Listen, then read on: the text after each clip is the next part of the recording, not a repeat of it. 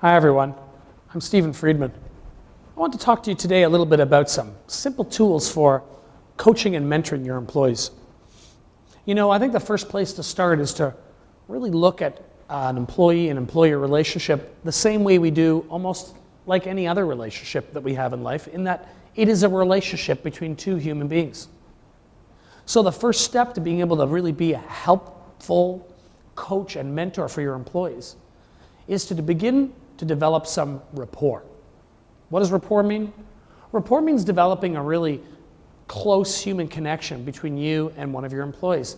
And it begins by knowing something about them, learning something specific, and maybe even a few specific things about your employees.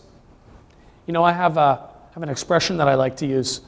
If you've got about less than 10 employees and you don't know what they all like in their coffee, you may not be doing your job. Well, obviously not literally, but I think this points to an important concept. And that is that in order to really be able to help coach, mentor, and trust your employees, and more importantly, to have them trust you, we need to develop some rapport with them. So maybe, for example, if you know one of your employees is playing in a big soccer match this weekend, maybe on Monday, remember to ask them, how did that soccer game go? Or, I know that you had a big party on the weekend. How did that go? Know something specific about your employees and make an effort to learn those things about them, to develop the kind of rapport that will enable you to really be a coach and mentor for that employee. And you know, being a coach and mentor is pretty rewarding, not just for them, but also for you. A really important thing to keep in mind if coaching and mentoring is going to be part of how you do your business and how you work with your employees is to really ensure that you have regular occurrences where you sit down with your employee and you find out how they're doing.